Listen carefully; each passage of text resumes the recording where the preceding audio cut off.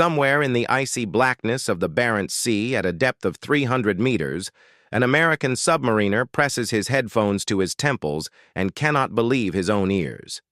The contact on the sonar is so enormous that the onboard computer refuses to classify it as a submarine. Too wide, too long, too loud. But this thing is moving, and it is moving right under the polar ice, where no satellite can reach it. The operator calls the commander, who looks silently at the screen, and a quiet order spreads through the compartment. Track, do not close in, report to headquarters. Because if this massive machine releases everything inside it, 200 American cities will cease to exist within 30 minutes. This is not science fiction or a Hollywood movie script. This is the real combat service of the largest submarine in the history of humanity, the Soviet Project 941, which NATO gave the name Typhoon. But to understand why the Soviet Union built this underwater monster, one must go back 20 years and understand how the two superpowers divided the world ocean. The United States bet on a global presence. Their nuclear missile carriers, which were called boomers in naval jargon, went on combat duty to the most remote points of the Pacific and Atlantic Oceans. The logic was simple and ruthless. Even if the enemy delivers a sudden nuclear strike and wipes all land-based launchers off the face of the Earth, submarines capable of responding will remain somewhere in the ocean depths. This was called a guaranteed second strike, and it was the basis of the entire doctrine of mutual destruction. The Soviet Union played by different rules. Admiral Gorshkov, who turned the Soviet fleet from coastal defense into an ocean force, understood that chasing Americans across the entire world ocean was pointless. Instead, he built a bastion strategy. Missile submarines did not go far from their native shores, but hid in fortified areas of the Barents and Okhotsk Seas, where they were covered by surface ships, aviation, and other submarines. It was a shield within a shield, a fortress underwater. And the attack Soviet submarines were given a completely different task: to hunt American aircraft carrier groups. Because it was aircraft carriers that were considered the main conventional threat from NATO. Two strategies, two approaches, and a race between them that did not stop for a single day. The first Soviet missile submarines of Project 658, designated Hotel in NATO, were a desperate attempt to catch up with America. They carried only 3 ballistic missiles with limited range, and for launch, the boat had to surface. At that moment, it became an ideal target. The crews knew that surfacing for a launch in wartime was, in essence, a death sentence. The next generation, Project 667 under the code Yankee, made a breakthrough. 16 missiles and the possibility of launching from under the water. The Soviet Union finally received a real naval nuclear shield. But the joy was short-lived.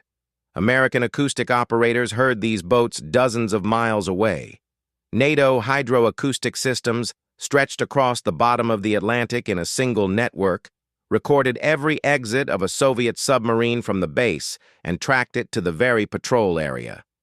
Project 667 BDR Delta class became a serious step forward. The boats grew in size, the missiles received intercontinental range, and now the missile carriers could fire right from the Barents Sea without approaching the enemy's shores. It was the deltas that became the workhorses of the Soviet submarine fleet for many years. But one problem remained unsolved: noise. Soviet boats were still louder than American ones, and each of them risked being detected and destroyed even before it had time to release at least one missile. By the mid-70s, anxiety was growing in the Kremlin. The Americans were building a new class of submarines, the Ohio, armed with Trident missiles with unprecedented range and accuracy. The balance of underwater deterrence was rapidly shifting in favor of Washington. The Soviet leadership needed an answer, and not just a new boat, but something that would change the very rules of the game. And then, in the Rubin Central Design Bureau for Marine Engineering in Leningrad, work began that would alarm the entire Western world. Instead of catching up with the Americans in quietness and stealth, Soviet engineers chose a completely different path. They decided to take it with scale, power, and survivability. The Kremlin demanded something unimaginable, and Rubin took on the task. What would come out of the gates of the Severodvinsk shipyard in Sevmash in a few years would force NATO analysts to reconsider everything they knew about submarine warfare. When CIA spy satellites in the late 70s took a series of photos of the Sevmash shipyard in Severodvinsk, analysts in Langley decided that an error had occurred. On the slipway lay a hull that was twice as wide as any known submarine in the world.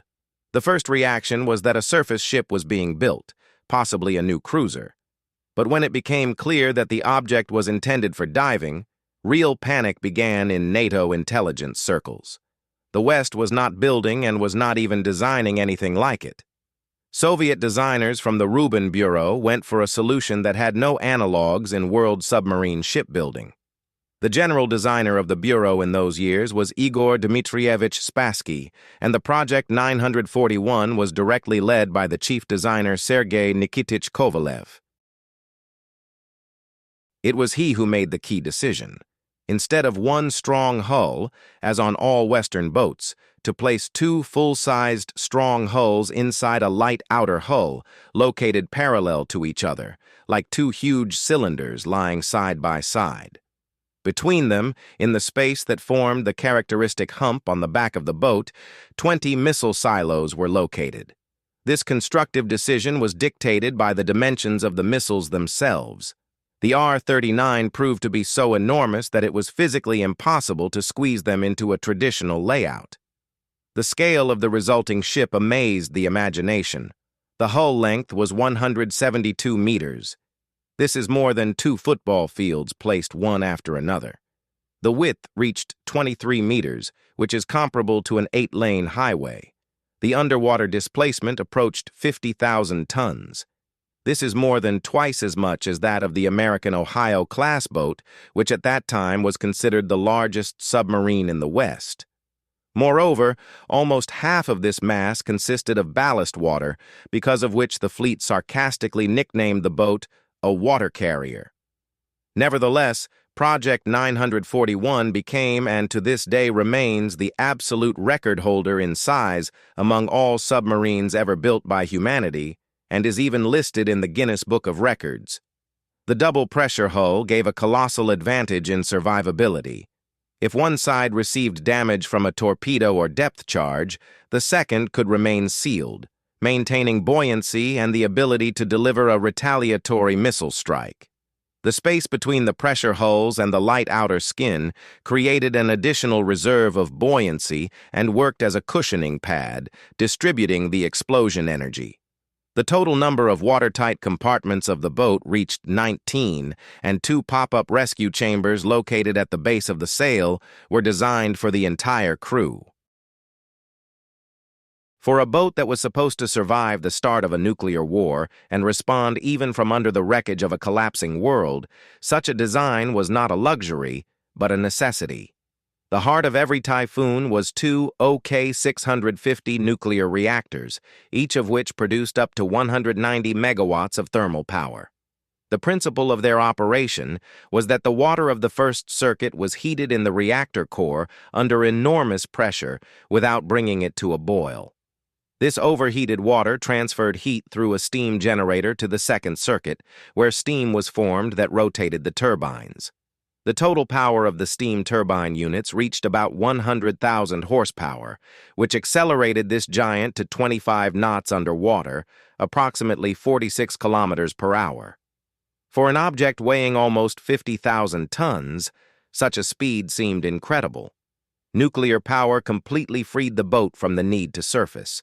The reactors produced electricity for all onboard systems, ensured the operation of air regeneration and water desalination units. The sailing endurance was 120 days, 4 months of non-stop stay underwater, without any contact with the shore or other ships. But the designers took care not only of combat capability, A crew of 160 people, locked in a steel hull for 4 months under the Arctic ice, needed conditions that would allow them to maintain their sanity and fighting spirit. And here Project 941 had no equal.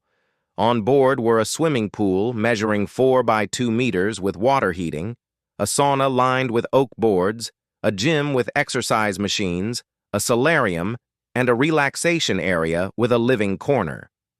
Officers were accommodated in 2- and 4-bed cabins with wash basins, televisions, and air conditioning systems, and sailors in small occupancy quarters. Sailors jokingly called their ship a floating Hilton, and Western submariners who later visited on board could not hide their amazement. A Soviet submarine from the inside resembled a sanatorium more than a combat ship. However, all this comfort and all this engineering power existed for a single purpose. In the hump between the 2 pressure hulls in 20 silos closed by massive covers, missiles waited for their hour, each of which carried a charge capable of turning a large city into radioactive ash. It was this arsenal that made the Typhoon not just a submarine, but an instrument of the end of civilization. Each of the 20 R-39 missiles located in the Typhoon's silos was a 3-stage solid-fuel colossus, nearly 17 meters long and weighing more than 90 tons. These were the largest ballistic missiles ever placed on a submarine. For comparison, the American Trident II, which armed Ohio-class boats, weighed a little more than 59 tons and was noticeably more compact. Soviet designers were never able to achieve the same miniaturization of warheads that the Americans had, and compensated for this in the only way available, by the size of the missile itself. It was the giant dimensions of the R-39 that dictated the entire incredible architecture of the boat with 2 pressure hulls, because no other layout allowed for such projectiles. The head part of each missile carried up to 10 individually targetable warheads, and each of them had a power equivalent to 100,000 tons of TNT. In flight, a special deployment platform, which missilemen called a bus, sequentially separated the warheads and directed them to different targets. This meant that a single launch could bring down nuclear fire on 10 separate cities or military facilities, and a full salvo of all 20 missiles of one Typhoon covered 200 targets at a distance of more than 8,000 kilometers from the launch point. One ship, one crew, 200 points on the map that ceased to exist. The launch was carried out using a cold start system developed specifically for this complex. A powder pressure accumulator created a powerful gas pulse that literally threw the 90-ton missile from a flooded silo to the surface of the water. The main engine started already in the air after exiting the water. Such a scheme gave 2 serious advantages. First, the rocket engine plume did not burn out the insides of the launch silo, which theoretically allowed for it to be reloaded for a repeat salvo. Second, at the moment of launch, a significantly lower load was placed on the boat's hull, which was critical during the sequential launch of several missiles in a row. The ship did not destroy itself with its own weapon. In addition to the main missile caliber, each Typhoon carried 6 torpedo tubes of 533 millimeter caliber located in the bow. Through them, anti-submarine and anti-ship torpedoes could be launched, as well as hydroacoustic countermeasure devices, decoys, and noise simulators designed to confuse enemy torpedoes. For a submarine whose main task was nuclear deterrence, torpedo armament served as the last line of defense in case an enemy hunter got too close. The area of combat duty for the Typhoons was one of the most inhospitable places on the planet. The Arctic waters of the Barents Sea and the space under the ice of the Arctic Ocean. The boats left the base in Zapadnaya Litsa on the Kola Peninsula and dove under an ice shell several meters thick. From above, no satellite could detect them, and a powerfully reinforced sail and specially designed missile silo covers allowed the Typhoon, if necessary, to break through the ice and surface for a missile salvo. The Arctic turned into an ideal launch pad, hidden from the enemy's eyes by nature itself. These patrol areas were guarded according to the principle of layered defense. Approaches to them were controlled by anti-submarine ships of the Northern Fleet, diesel and nuclear-powered Hunter submarines, and from the air, the zone was covered by naval missile aviation. Any foreign ship or submarine that tried to penetrate the bastion risked running into several echelons of interception long before they could approach a typhoon. But the Americans still tried. Los Angeles-class submarines, and later the newest Seawolf, considered at that time the quietest and most advanced hunters in the world, regularly penetrated Soviet patrol zones. Their task was to find the typhoon, covertly follow it, and, in the event of the start of a war, destroy it before it had time to open its missile silos. These under-ice duels took place in absolute silence and pitch darkness at depths where water pressure is capable of crushing an unprotected hull like a tin can. One careless movement, one extra decibel of noise, and the hunter himself could become a victim. According to declassified data, American submariners admitted that penetrating Soviet bastions was one of the most dangerous assignments of the Cold War. Every such mission could end in a collision, detection, or something significantly worse. However, the American hunters had one undeniable advantage. For all its armor and firepower, the Typhoon remained a truly noisy boat. Two powerful reactors, turbines, dozens of auxiliary mechanisms, and the giant hull itself created an acoustic picture that an experienced sonar operator could distinguish at a significant distance. Rubber anti-sonar coatings on the hull reduced the reflection of active sonar signals, but the boat's own noise gave it away during passive listening. It was this paradox, an impenetrable fortress that can be heard from afar, that determined the entire future fate of Project 941 when the world around it began to change rapidly. December 1991 split not only the country, but the entire military mechanism it had built for decades. The Soviet Union ceased to exist, and with it collapsed the system of financing, supply, and personnel support for the largest submarine fleet in the world. The Northern Fleet, which accounted for the main power of strategic missile carriers, found itself in a situation where the bases lacked fuel for auxiliary vessels. Officers' salaries were delayed for months, and the most complex nuclear equipment required maintenance that cost astronomical amounts of money. 6 built Typhoons, each an embodiment of the industrial power of a superpower, overnight turned from a symbol of invincibility into a headache for the new Russian leadership. Maintaining one Typhoon cost several times more than operating a Delta-class boat that performed the same strategic task. A double hull, 2 reactors, unique life support systems designed for a crew of 160 people, and most importantly, the R-39 missile system, the stocks of which were not replenished because the production of these missiles stopped with the Union. The machine building association that produced the R-39 remained on the territory of Ukraine, and after the collapse of the unified state, the supply chain was broken forever. The Typhoons were deprived of their main weapon not in battle, but because of geopolitics. The first to be laid up were TK-12 and TK-202.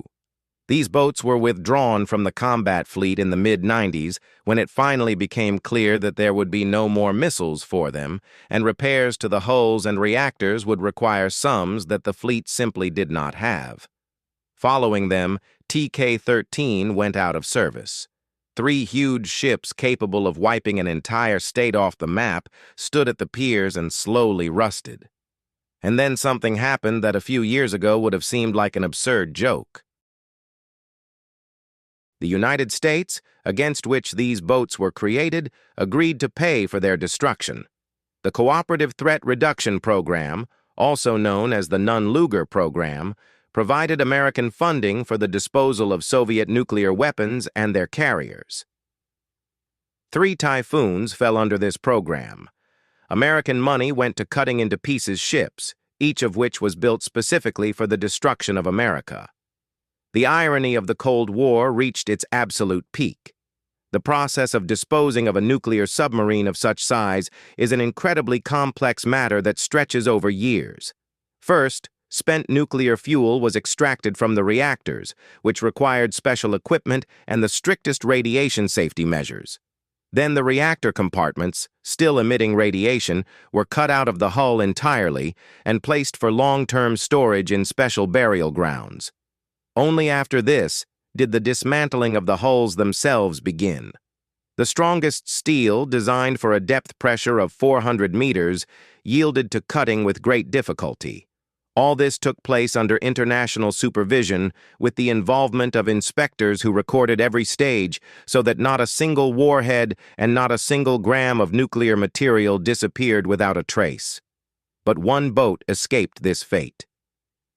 TK-208, the lead ship of the series, laid down in 1976 and launched in 1980, received a second life thanks to a coincidence of circumstances. Russia was developing a new missile complex, the Bulava, intended for next-generation submarines of Project 955 Boré. But the first Borés were not yet ready, and the missile needed to be tested now. The military's gaze fell on the only Typhoon that could still be returned to service. TK-208 underwent a deep modernization at Sevmash and received the name Dmitry Donskoy. The missile silos, once designed for the massive R-39, were re-equipped for the new Bulava, a significantly more compact and lighter solid-fuel missile. The conversion itself turned out to be difficult because the two complexes differed radically. The old missile was heavier and larger, the new one required different launch systems and different electronics. But the Severodvinsk shipbuilders managed, and Dmitry Donskoy went out for testing. Throughout the 2000s, it was from the board of this boat that Bulava launches were conducted, not all of which were successful. The missile was temperamental, several tests ended in failure, and every failed launch became a cause for alarm. After all, it was the Bulava that was to become the basis of Russia's updated naval nuclear shield. But time after time, Dmitry Donskoy went out to sea, and in the end, the missile complex was perfected. The Bulava was accepted into service, and Boré-class boats began to join the fleet. For the old Typhoon, which had served its main purpose in the role of a test bed, very few days remained. In February 2023, the Russian Ministry of Defense, without unnecessary noise, confirmed what military experts had long been saying. Dmitry Donskoy has been officially withdrawn from the fleet. Over 40 years of service, which began under Brezhnev, have come to an end. The last Typhoon, having survived 6 general secretaries and presidents, the Cold War, the collapse of the country that gave birth to it, and an entire era of missile testing, has forever left the combat line. But decommissioning a ship of this class is far from the end of the story, but the beginning of a new, painfully long stage. The dismantling of a nuclear submarine with a displacement of nearly 50,000 tons is a process that stretches for 5 or even 10 years. The first and most dangerous step is unloading spent nuclear fuel from 2 reactors. Each fuel rod remains lethally radioactive for decades and requires handling with surgical precision. Special cranes extract the assemblies from the reactor vessels into protective containers, which are then sent for processing or long-term storage.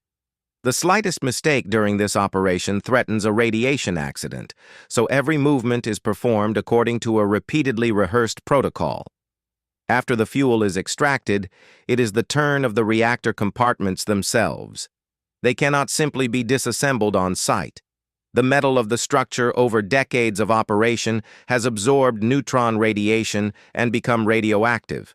Therefore, the compartments are cut out of the hull in entire sections, sealed, and sent to special storage facilities, where they will remain for dozens more years until the radiation level drops to safe values. Only after this can one proceed to dismantling the remaining hull, those same 2 pressure cylinders of high-strength steel that once withstood the pressure of a 400-meter depth. As soon as the news of the decommissioning spread across the country, an unexpected initiative arose. A group of retired submarine officers, shipbuilders, and a number of government officials proposed not to cut the Dmitry Donskoy, but to turn it into a floating museum and transfer it to St. Petersburg. The idea looked beautiful. The largest submarine in history, standing on eternal mooring at the Neva shores, would become a magnificent monument to Soviet engineering thought. However, skeptics quickly cooled the enthusiasm. Transporting a nuclear ship across half the country, ensuring the safe storage of reactor compartments, annual expenses for maintaining a giant hull in acceptable condition. All this required resources that at that time were more reasonable to direct toward the construction of new ships. Former submarine commander Alexander Nikitin spoke sharply about the museum project, calling the Typhoons excessively expensive and useless products of the Cold War, and the idea of a memorial an attempt to immortalize the memory of a country that no longer exists. The question of the future of the Dmitry Donskoy remained hanging in the air between the steel shop and the museum pier. Meanwhile, the heirs of the Typhoons were already on combat duty. Project 955 Boré submarines embodied all the lessons learned from the operation of their giant predecessors. Each Boré carried 16 of those same Bulava missiles that were tested for years on the Dmitry Donskoy, but at the same time was radically more compact, quieter, and cheaper to maintain. The crew was reduced by almost half to 107 people, and the acoustic signature dropped so much that in terms of stealth, these boats finally approached their American counterparts. The Borés continued to stand duty in the Arctic bastions, but they did so without the former deafening roar that once gave away the Typhoons for dozens of nautical miles. On the other side of the ocean, its own generation change was underway. Ohio-class boats, the constant carriers of Tridents since the beginning of the 80s, were gradually approaching the limit of their service life. The Columbia-class was being designed to replace them. The newest missile carriers with improved reactors, modular missile compartments, and the prospect of remaining in service until the 80s of the 21st century. And in the Pacific theater, China was gaining underwater power, whose Type 094 boats with Julang ballistic missiles began regular patrols, marking the appearance of a third serious player in the club of underwater nuclear deterrence. But no matter how technology changed and no matter how new fleets grew, no submarine in the history of humanity has struck the world's imagination more than Soviet Project 941. A steel Leviathan, born in a Leningrad design bureau and assembled by the hands of Severodvinsk shipbuilders, became the last and most magnificent argument of an era when two superpowers measured their might on the brink of destroying everything living. And even if Typhoons no longer glide under the ice of the Arctic, the very memory of them still causes an involuntary chill in those who once listened to their approach through the crackle of polar depths. If you like this story, like it, write in the comments which submarine impresses you the most, and be sure to subscribe to the channel so as not to miss new episodes.